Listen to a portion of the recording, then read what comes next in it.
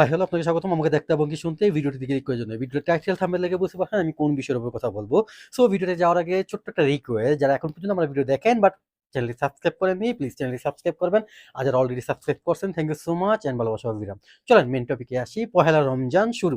এই পহেলা রমজান ঘিরে Malaysia immigration পোর্ট্রেজা থেকে একটা তারা বিবৃতি দিছে, যে বিবৃতিতে তারা একটা হুঁশিয়ারি দিছে, বিশেষ করে যারা ফরেনার আছে বা বিদেশি নাগরিক, যারা বাংলাদেশি হতে পারে, পাকিস্তানি হতে পারে, ইন্দোনেশিয়া হতে পারে, নেপাল হতে পারে। তো এই পহেলা রমজান মাস থেকে তারা বিভিন্ন এলাকা, পাড়া, মহল্লা কিংবা ডিস্ট্রিক্টে তারা একটা রমাদান পাসার নামে বা রমাদান বাজার নামে একটা বাজার তারা করবে, সেটার একটা ঘোষণা দিছে। তো সেই ঘোষণা পর্যন্ত আসলে শেষ না। তো ওই রমাদান পাসার মালাম বলেন বা বাজার বলেন, যাই বলেন না কেন, ওইখানে কোনো বিদেশি নাগরিক কাজ করতে পারবে না। তাদের বিবৃতিতে এটা ছিল। ওইখানে তাদের যে লোকাল, তারা অবশ্যই তারা বিজনেস করবে, ওইখানে তারা বেচাকেনা করবে, ইভেন তারা ওইখানে তারা কেনাকাটা করবে, ব্যাপারটা এরকম। যদি আমি আপনি যাই ওইখানে কেনাকাটা করার জন্য যেতে পারি, কোনো সমস্যা নাই। কিন্তু আমরা ওইখানে ফিজিক্যালি কাজ করতে পারবো না। আমরা ওইখানে তারা কোনো শপে কাজ করা যাবে না।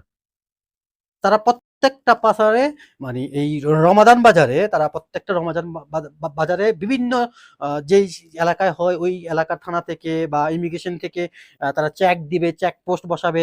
অবশ্যই সেই জায়গা থেকে আপনাকে, আমাকে, সবাইকে সতর্ক থাকতে হবে। আমি ভিডিওটা বানানোর একটাই কারণ, যে এই রমজান মাসে অনেকেই কাজ ছাড়া থাকবে বা অনেকের কাজ থাকবে না। তো সামনে ঈদ রেখে বা ঈদকে সামনে রেখে কিছু টাকা বাংলাদেশে পাঠানোর জন্য যারা বেকার, একেবারে কাজ নেই, তারা হয়তোবা কোনো না কোনোভাবে ওইখানে কাজ করার সিদ্ধান্ত নিতে পারেন বা কাজে যেতে পারেন। তো সেই অর্থে আমি বলব, এখানে যাওয়াটা বা ওইখানে কাজ করাটা আ মোটামুটি রিস্ক, অনেক রিস্ক। ইভেন যারা ওই শপে যাবেন, কিংবা সরি, যারা ওই বাজারে যাবেন বা বাজারে যাবেন, তাদের যদি আ বৈধ কাগজপত্র না থাকে, আমি তাদেরকে সাজেস্ট করব না যাওয়াই বেটার। কারণ এই রমাদান পাসার মালামে তারা প্রত্যেকটা পাসার মালামে একদিন আগ পর বা কি আসে বিষয়ে গ্যাপ নিয়ে যেই কোনো সময়, যেই কোনো মুহূর্তে তারা চেক পোস্ট বসাতে পারে, রেট দিতে পারে, তারা চেক করতে পারে। তো সেই জায়গা থেকে আমার আপনাদের কাছে একটা রিকোয়েস্ট, আপনারা যারা অবৈধ আছেন মালয়েশিয়াতে, হিউজ আছে, হিউজ। এটা নিয়ে আমি ভিডিওতে অনেক কথা বলছি। এটা নিয়ে অনেকে আমাকে বলছে আপনি অবৈধ থাকাটাকে আসলে প্রমোট করতেছেন কিনা, সাপোর্ট করতেছেন কিনা। এগুলো হলো বলদ। তারা সবসময় এইটাই বলদামি প্রত্যেকটা জায়গায়, বিভিন্ন জায়গায়, যেটা একদম সম্পূর্ণ একটা পজিটিভ বিষয় নিয়ে একজন আলাপ করতেছে, সেখানে সেখানে নেগেটিভ একটা কমেন্টস করে বসবে। এটা তাদের রক্তে সমস্যা। জাতিগতভাবে আমরা বাংলাদেশী, তো আমরা বাংলাদেশীরা আম যেখানে মানে নাক ঢুকানো যায় আমরা ঢুকাই দিই।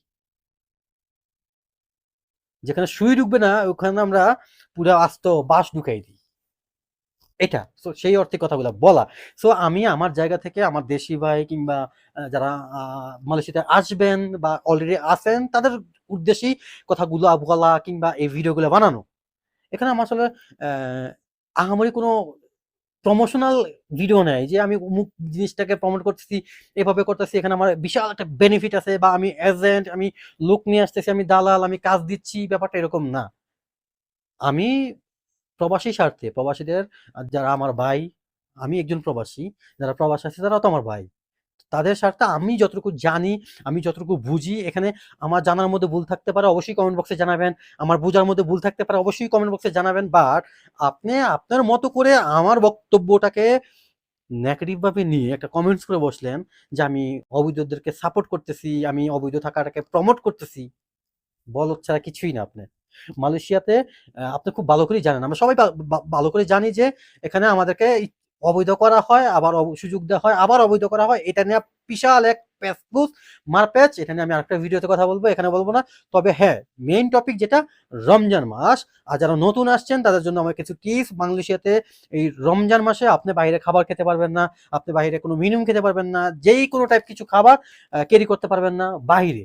যদি এদেশের হাজিদের সামনে পড়েন এটা সমস্যা হয়। এটা অনেকেই জানে, বাট যারা না জানে তাদেরকে বলতেছি। আপনি রোজা নাই থাকতে পারেন, আপনার সমস্যার কারণে থাকতে না পারেন, কিংবা আ আপনি আ অভ্যাসগতভাবে না থাকতে পারেন। তো সেই অর্থে আপনি বাহিরে কোনো খাবার ক্যারি করা কিংবা নিয়ে আসা বা বাহিরে কোথাও বসে খাওয়া, এই ব্যাপারটা যাতে কখনো না ঘটে। এটা বাংলাদেশ না, এটা মালয়েশিয়া।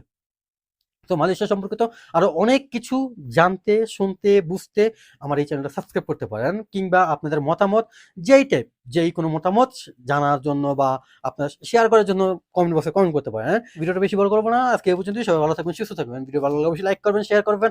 ভিডিও সম্পর্কিত যেই কোনো মতামত কমেন্ট বক্সে কমেন্ট করবেন। আর হ্যাঁ, আমি আবারও রিকোয়েস্ট করতেছি, আপনি যদি আমার চ্যানেলে নতুন হয়ে থাকেন, চ্যানেলটি সাবস্ক্রাইব করবেন। আর যারা অলরেডি চ্যানেলটি সাবস্ক্রাইব করছেন, thank you so much and ভালোবাসা অবিরাম। Tata and Ramadan Mubarak.